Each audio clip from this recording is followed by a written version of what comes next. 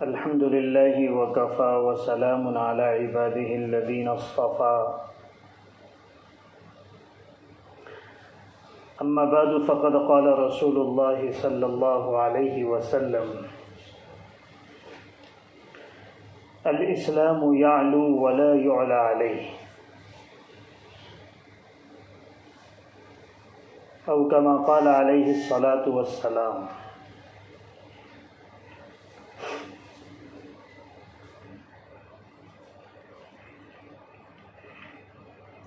میرے عزیز بھائیوں، بزرگوں،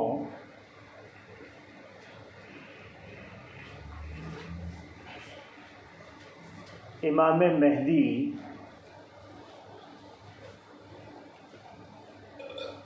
امت مسلمہ کی عظمت و عزت، شان و شوکت اور عروج اور اقبال کی انتہا ہے۔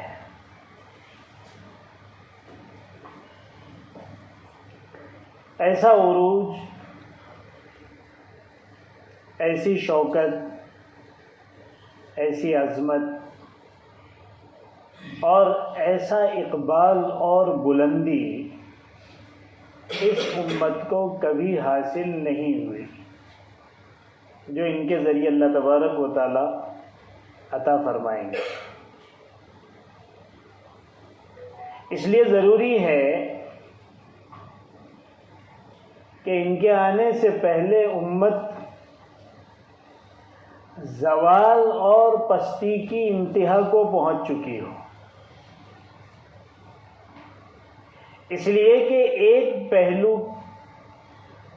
کی انتہا دوسرے پہلو کی ابتدا ہوتی ہے۔ جیسے رات کی انتہا صبح کے آغاز کو بتاتا ہے، اسی طریقے سے امت کا انتہائی زوال، انتہائی پستی، انتہائی ذلت، یہ علامت ہوگی امام مہدی کے دنیا میں تشریف لانے کی۔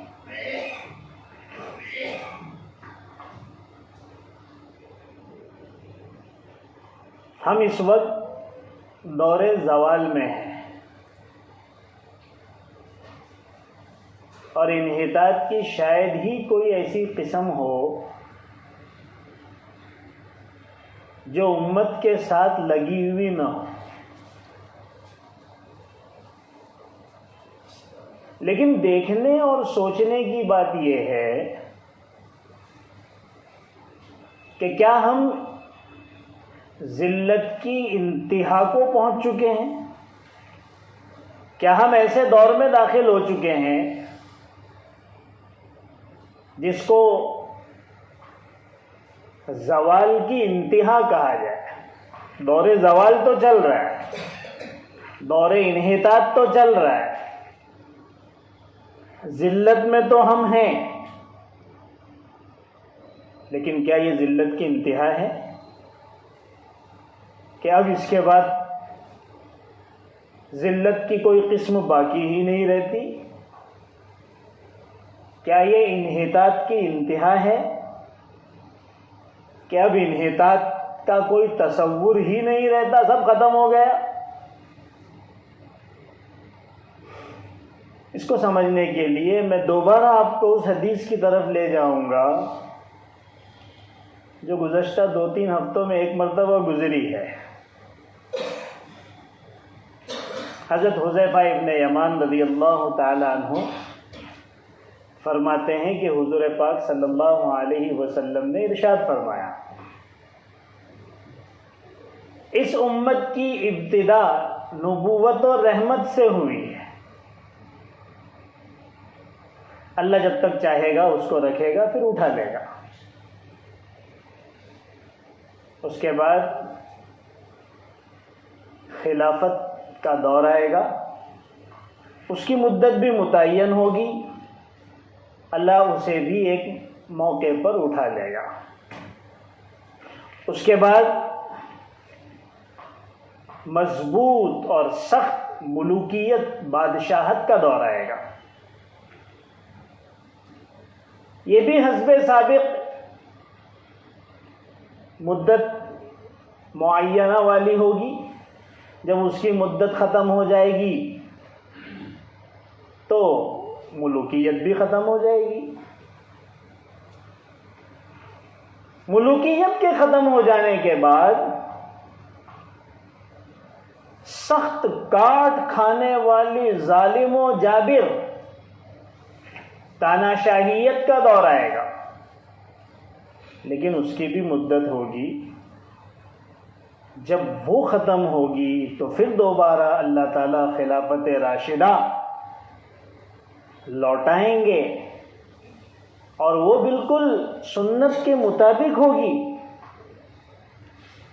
آسمان اور زمین والے اس سے راضی اور خوش ہوں گے. اللہ تعالیٰ کی طرف سے بارش و برکت اور نعمتیں بھر بھر کر دی جائے گی.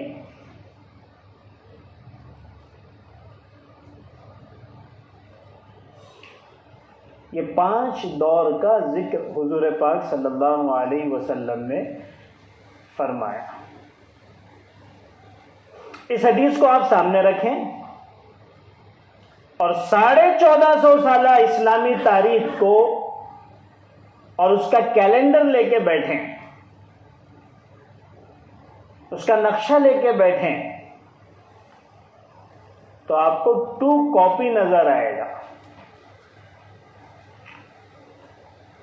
کہ یہاں حضور اکرم صلی اللہ علیہ وسلم زمانے اور دور کو گنا رہے ہیں اور بالکل اسی کے مطابق وہاں پر دور دنیا کے سامنے آ رہا ہے. سن 11 ہجری کو نبوت ختم ہوئی, حضور پاک صلی اللہ علیہ وسلم کا وصال ہو گیا. 30 سال خلافت راشدہ رہی. الخلافت بعدی 30 حدیث میں آتا ہے, میرے بعد خلافت 30 سال رہے گی. 41 ہجری میں نبوت اور خلافت کے بعد ملوکیت شروع ہوئی. اموی, عباسی اور عثمانی ترکوں کی خلافت رہی 1300 سال. کتنے سال؟ 1300 سال. 1923 میں ترکی کا ڈکٹیٹر مصطفیٰ کمال پاشا نے خلافت ختم کیا اور خلافت راشدہ کے بعد سیکنڈ کلاس جو خلافت 1300 سال رہی, اپنی کچھ کمیوں کے باوجود مسلمان متحد تھے. مسلم ممالک ایک دوسرے کے ساتھ ملے ہوئے تھے. ایک خلیفہ کے ماتحت پوری دنیا عزت کی زندگی گزار رہی تھی. باطل آنکھ اٹھا کر دیکھنے کی پوزیشن میں بھی نہیں تھا. اتنی مضبوط طاقت اللہ تعالیٰ نے اس ملوکیت کو دی تھی آخر زمانے تک. اس کو ختم کرنے کے لیے صدیوں محنت کی گئی ہے, باطل کی طرف سے, عیسائیوں کی طرف سے, یہودیوں کی طرف سے, اور بالآخر وہ اپنے اس مشن میں کامیاب ہوئے. اور ہونا تھا, اللہ تعالی رسول سب بتا چکے ہیں. اور اس کے بعد ظالم و جابر تاناشاہی کا دور شروع ہوا. مسلم ملکوں کو 50 چھوٹی چھوٹی ریاستوں میں تقسیم کر کے بانٹ دیا گیا, اور وہ امراء جو ایک خلیفہ کے ماتحت باسپورس کے ڈر سے مسلمانوں کے ساتھ عدل و انصاف کے ساتھ پیش آتے تھے. انہیں اس بات کا خوف ہوتا تھا کہ بادشاہ کو اور خلیفہ کو جواب دینا ہے. جب انہیں بانٹ دیا گیا ملکوں میں، چھوٹی چھوٹی ریاستوں میں، اب بحرین بن گیا، اب قطر بن گیا، اب امارات بن گیا، اب سعودی بن گیا، اور امارات کو کئی حصوں میں بانٹ دیا گیا، اور ترکی خود ایک چھوٹا سا ملک رہ گیا، اور مصر الگ، اور دمشق الگ، اور اردن الگ، اور یمن الگ، اور لبنان الگ، اور فلسطین الگ، اور ویسٹ بینک الگ، اور مراکش الگ، اور الجزائر الگ. تو وہ جو ان علاقوں پر والی تھے وہ خود حکمراں اور بادشاہ بن گئے. اب انہیں کسی کو جواب نہیں دینا ہے. تو انہوں نے ظلم و جبر شروع کیا. اہل ایمان کے ساتھ، علماء کے ساتھ، نیک لوگوں کے ساتھ، عام لوگوں کے ساتھ زیادتیوں کا دور شروع ہوا، اور پوری دنیا ظلم و جبر میں ایک دوسرے سے آگے بڑھنے لگی. تو جابر تانا شاہی کا دور شروع ہوا، اور وہی دور اب چل رہا ہے. کیونکہ آپ اسلامی تاریخ کا چارٹ سامنے رکھیں تو 11 ہجری پہ نبوت ختم، 41 ہجری پر خلافت ختم، اور 1923 میں ملوکیت جو دوسرے درجے کی خلافت تھی وہ بھی ختم ہو گئی. ترکی خلافت کے ختم ہونے کے ساتھ، اور اس کے بعد جابر تانا شاہی شروع ہو گئی. اب 100 سال گزر چکے ہیں، 1923 2024 پورے 100 سال گزر چکے ہیں. آپ اندازہ لگا سکتے ہیں کہ ظلم و ستم، ناانصافی، حق تلفی، زیادتیاں کس حد تک بڑھ گئی ہوگی. بالکل ہم چوتھے دور میں 100 سال گزار کر اپنی زندگی گزار رہے ہیں.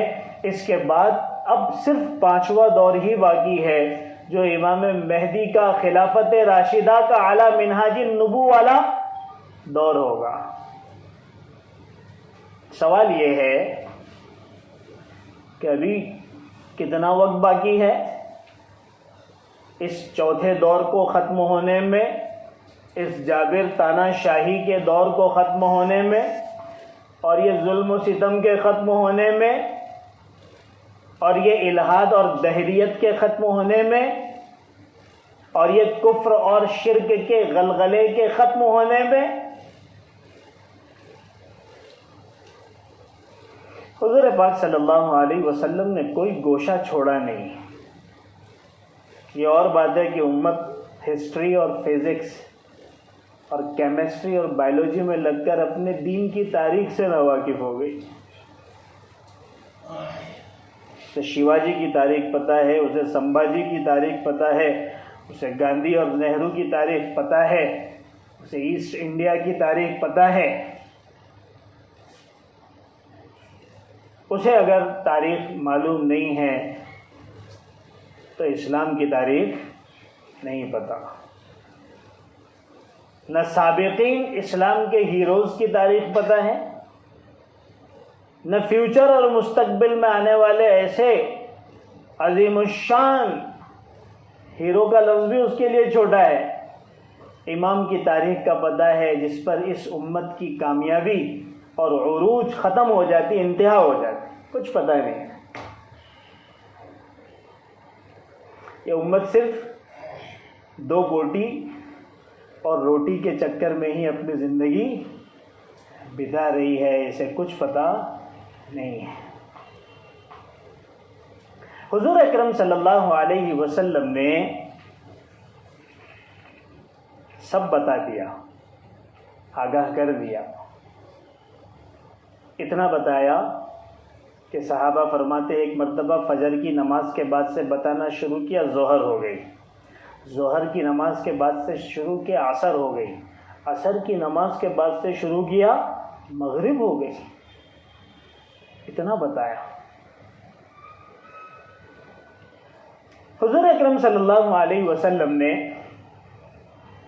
وہ علامتیں، وہ حالات، وہ واقعات کا ذکر فرمایا جو بالکل امام مہدی سے پہلے ہوں گے. کچھ حالات عمومی قسم کے ہیں، عام حالات، ملکوں کے معاشرتی اور سیاسی حالات، اور کچھ حالات بالکل امام مہدی کے ظہور سے کچھ دنوں پہلے کے. چنانچہ حضور اکرم صلی اللہ علیہ وسلم نے جو حالات بیان کیے اس میں ایک عمومی حالت یہ بیان کی. نمبر 1، خفۃ من الدین، دین کے اوپر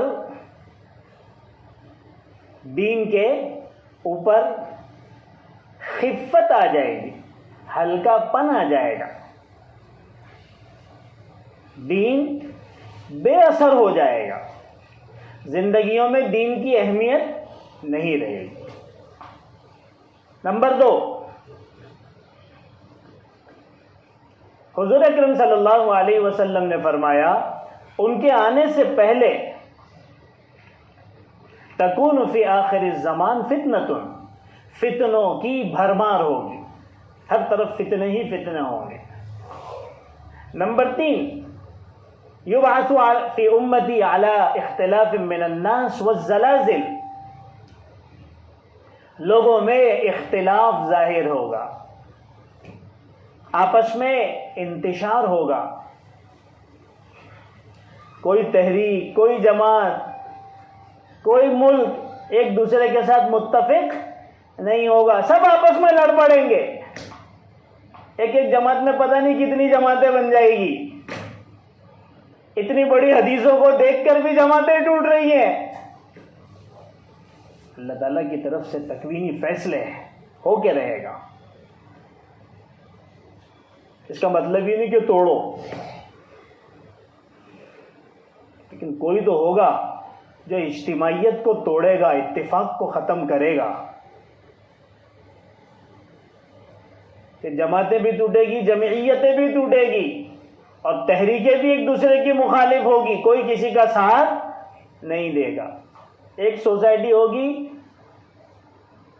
ایک سیاسی جماعت پر اتفاق کرنے کے لیے تیار نہیں ہوگی، اپنے فائدے کے لیے بھی نہیں ہوگی. تملأ الارض جورا وظلما، زمین ظلم اور ستم سے بھر جائے گی. لا يلجأ الرجل ملجأ يلجأ إليه، لا يجد الرجل ملجأ يلجأ إليه، مسلمانوں کو کوئی پناہ نہیں ملے گی. ایک مسلمان ہو، آپ کے لیے یہاں گنجائش نہیں ہے، آپ چلے جائیے. یہاں تک کہ حال یہ ہوگا، حضور پاک صلی اللہ علیہ وسلم فرماتے ہیں اذا قال الرجل اللہ قتل، اللہ کا نام لینا قتل کا سبب ہوگا. کاٹ دو اس کو، یہ مسلمان ہے، یہ اللہ کا نام لینے والا ہے. دین پر چلنا ایسا ہی مشکل ہوگا جیسے ہاتھ میں انگارہ رہنا. یہ حالات حضور پاک صلی اللہ علیہ وسلم نے امام مہدی کے آنے کے دور سے پہلے امت کی مجموعی حالت بیان کی. اب آپ امت کے حالات کو اپنے سامنے رکھیے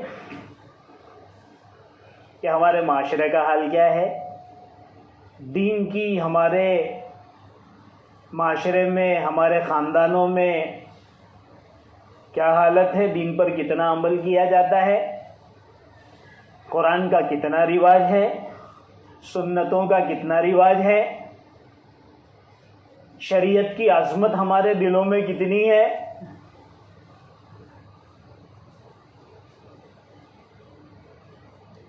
دین اور دنیا کے درمیان ہم کس کو ترجیح دیتے ہیں، پرائیورٹی کس کو دیتے ہیں، ہماری عورتوں میں پردہ کتنا ہے؟ گھروں کے اندر اسلامی کلچر کتنا ہے؟ ہمارے دلوں میں ویسٹرن کلچر کی محبت کتنی زیادہ آ گئی ہے؟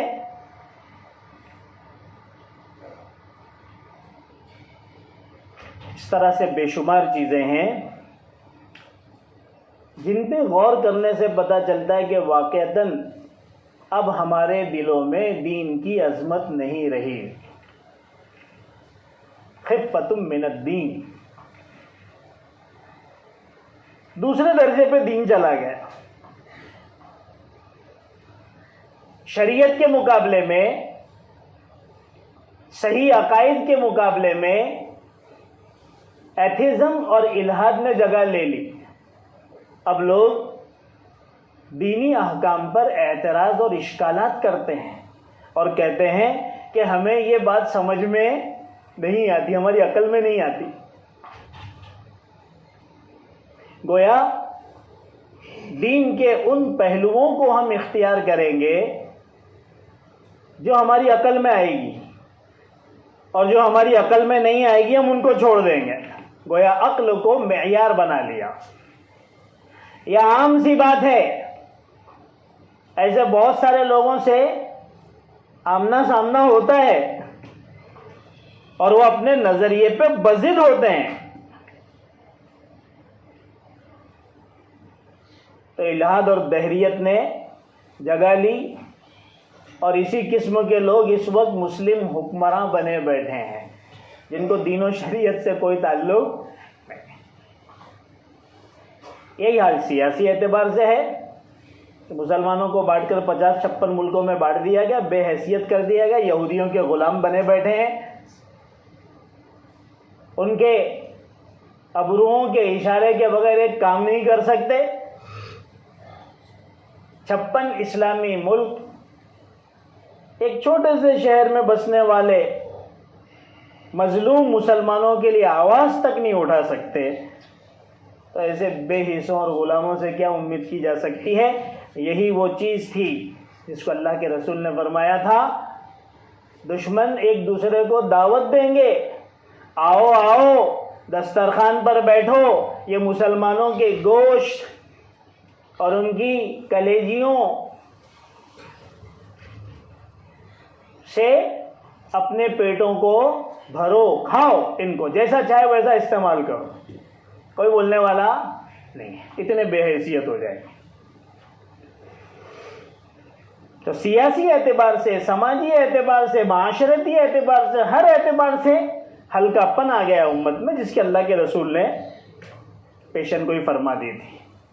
اس سے پتہ چلتا ہے، جو بات میں آپ کے سامنے پیش کرنا چاہ رہا ہوں، جو میرا مقصد ہے کہ ہم ذلت کی انتہا کو پہنچ چکے ہیں. ذلت تو اسی وقت شروع ہو گئی تھی 1923 میں جب خلافت ختم ہو گئی تھی. خلافت ہی ہماری عزت تھی. خلافت ختم، ذلت شروع. لیکن وہ ذلت آہستہ آہستہ بڑھتے بڑھتے اب ذلت کی انتہا کو پہنچ چکی ہے. اور اسی انتہا کے بعد عزت کی شروعات ہوگی، عزت کا آغاز ہوگا. یعنی انشاءاللہ حضرت امام مہدی آئیں گے. خوشی ہوتی ہے نا، لیکن بہت لمبا سفر ہے، بہت کٹھن راہیں ہیں. ہر ایک کے لیے اس سفر کا مسافر بننا آسان نہیں ہے. چھٹائی ہوگی، بہت تھوڑے سے لوگ رہیں گے جو حق پر قائم رہیں گے. وہ کیا سفر ہوگا وہ آگے آئے گا انشاءاللہ. لیکن بہرحال جس موضوع پر ہم بات کر رہے ہیں کہ ذلت کی انتہا، عروج کی ابتدا اور آغاز ہوتا ہے. یہ کچھ وہ نشانیاں، کچھ حالات اور واقعات تھے جو امام مہدی کے بالکل آنے سے قریب عمومی حالات، مجموعی حالات امت کے تھے جو میں نے آپ کے سامنے پیش کیے. کچھ واقعات اللہ کے رسول نے وہ بیان کیے کہ یوں سمجھیے کہ حضرت امام مہدی کے آنے سے کچھ دنوں پہلے وہ حادثات اور وہ واقعات ہوں گے. اس میں ایک چیز اللہ کے رسول صلی اللہ علیہ وسلم نے فرمائی کہ دریائے فرات میں سونے کا پہاڑ نکلے گا، اور جب نکلے گا تو اس کو حاصل کرنے کے لیے 3 شہزادے دوڑ پڑیں گے. وہ خلیفہ کے بیٹے ہوں گے، ہر ایک کی کوشش یہ ہوگی کہ میں لے لوں. علاقے والے کہیں گے کہ بھائی جلدی سے ہاتھ مار لو، کہیں دوسرے لوگ اس کو حاصل نہ کر لیں، اور اسی پر بہت سخت جنگ چھڑ جائے گی. یہاں تک کہ مشرق سے کالے جھنڈوں والے جنگجو قسم کے لوگ آئیں گے، اور اتنا سخت گھماسان کی جنگ ہوگی.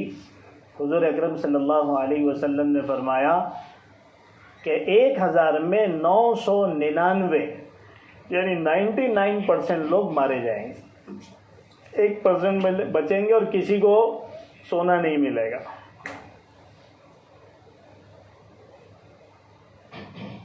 دوسری نشانی، یہ نشانی ابھی ظاہر نہیں ہوئی ہے، باقی ساری اور نشانیاں ہیں وہ ظاہر ہو چکی ہیں. جیسے مثال کے طور پر اللہ کے رسول نے فرمایا عراق کی ناکہ بندی ہوگی، ملک شام سیریا کی ناکہ، یہ سب ہو چکا، ناکہ بندی ہوگی، ختم کر دیا ان کو سب کو. یہاں تک کہ مصر کی بھی ناکہ بندی ہوگی، اقتصادی ناکہ بندی، اکنامیکل، انہیں بالکل ختم کر دیا جائے گا، اپنے قبضے میں لے لیا جائے گا. ملک شام پر عیسائیوں کا قبضہ ہو جائے گا. یہ ساری چیزیں تقریباً ہو چکی ہے. یہ تو میں بالکل قریب کی بات بتا رہا ہوں. حج کا زمانہ ہوگا، حاجی حضرات مناسک حج ادا کرنے کے لیے مینا پہنچے ہوں گے، اور مینا میں کسی بات پر جھگڑا ہو جائے گا اور قبائل میں جنگ چھڑ جائے گی. اتنی سخت جنگ ہوگی کہ جمرہ عقبہ، مینا کے اندر جو حضرات گئے ہیں کنکری مارتے ہیں، پہلے دن کی کنکری تیسرے والے شیطان کو مارتے ہیں. جمرہ اولا، جمرہ وسطی درمیانی، پھر جمرہ عقبہ پیچھے والا. پورا جمرہ عقبہ جو ہے وہ خون سے بھر جائے گا، اتنی سخت خون ریزی ہوگی. اور حدیث پاک میں آتا ہے کہ اسی وقت حضرت امام مہدی کی تلاش شروع بھی ہوگی.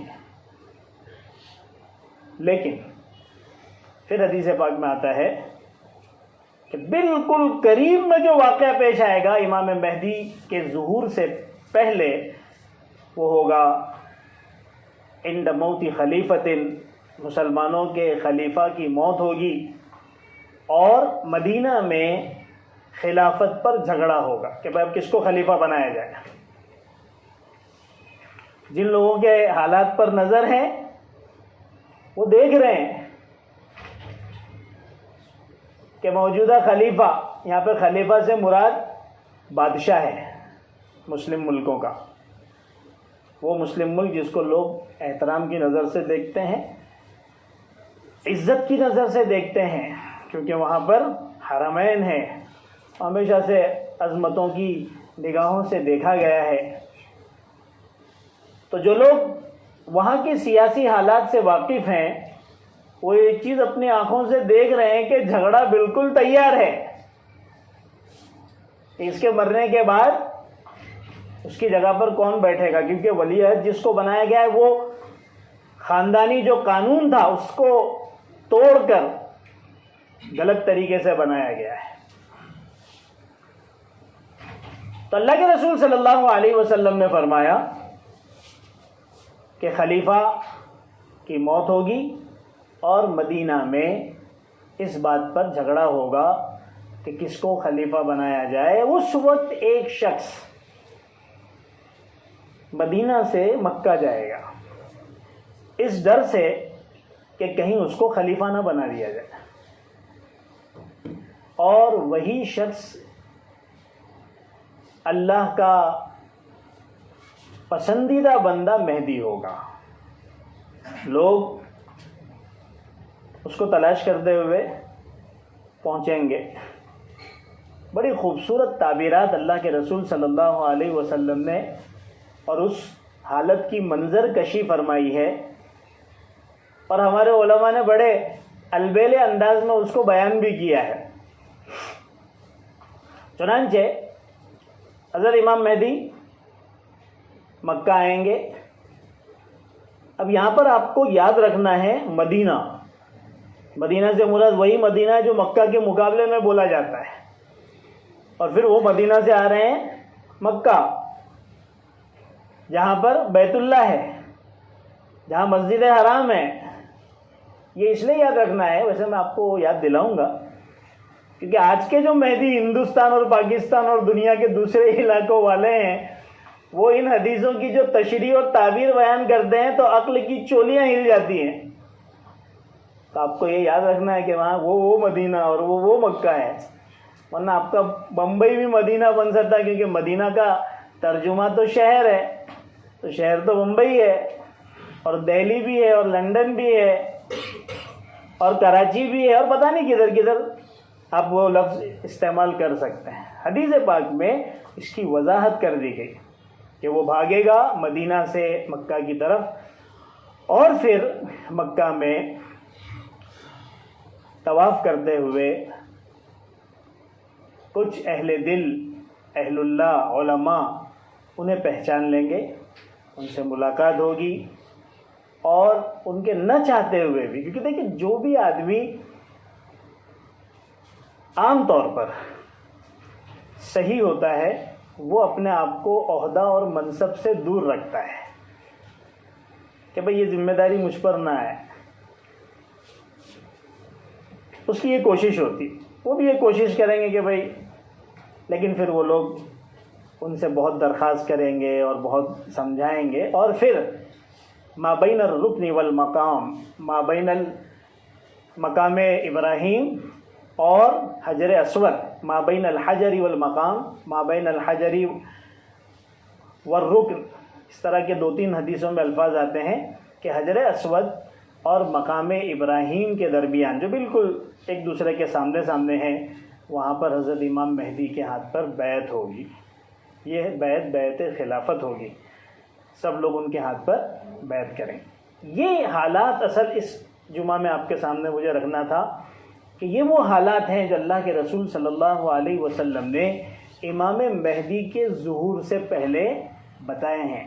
ایک عمومی حالات، خفت من الدین، دین کے اوپر جو ہے وہ ہلکا پن آ جائے گا، لوگوں کے زندگیوں سے دین کی اہمیت ختم ہو جائے گی، فتنوں کا دور ہوگا، اسی طریقے سے لوگوں میں، جماعتوں میں اختلافات اور ہوں گے اور زلزلے آئیں گے، اسی طریقے سے زمین ظلم و ستم سے بھر جائے گی، اسی طریقے سے مسلمانوں کو کوئی پناہ نہیں ملے گی، یہاں تک کہ اللہ کا نام لینا بھی قتل کا سبب بن جائے گا، گردن زنی کا سبب بن جائے گا۔ اور پھر بالکل قریبی کچھ حالات بیان کیے کہ بھئی سونے کا پہاڑ نکلے گا، ایسے ایسے حالات ہوں گے۔ پھر فرمایا کہ مینا کے اندر جو ہے خون ریزی ہوگی، اور پھر خلیفہ کی موت ہوگی، اور اس وقت امام مہدی کا ظہور ہوگا۔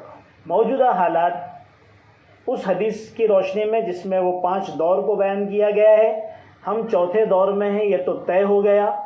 اب کتنے دن باقی ہے، کیونکہ 100 سال تو ہو گئے ہیں، 1923 سے 2024 تک، کتنے دن، کتنے مہینے، کتنے سال باقی اللہ کے علم میں ہیں، لیکن اتنا سمجھ میں آتا ہے کہ کافی قریب ہم اس دور کے پہنچ چکے ہیں۔ اب امام مہدی کی شخصیت کیا ہے، ان کے بارے میں حضور پاک صلی اللہ علیہ وسلم نے کیا تفصیلات بیان کی ہیں، جن کا جاننا بہت ضروری ہے، تبھی تو پتہ چلے گا کہ اصلی مہدی کون ہے اور نقلی مہدی کا دعویٰ کرنے والے کون ہیں۔ حضور پاک صلی اللہ علیہ وسلم نے 2 اور 2 4 کی طرح سے اتنا صاف اور واضح انداز میں امام مہدی کی شخصیت کو بیان کر دیا ہے کہ اگر ذرا برابر بھی عقل سلیم انسان میں ہے اور اللہ کی طرف سے توفیق اور ہدایت ہے، تو کوئی اور آدمی جو ہے وہ دعویٰ کر لے مہدی کا، وہ اس کو کبھی مہدی مان نہیں سکتا۔ انشاءاللہ اس سلسلے میں تفصیل آئندہ ہفتے آپ کے سامنے آئے گی۔ اللہ تعالیٰ ہمیں صحیح سمجھ عطا فرمائے۔ سبحان اللہ۔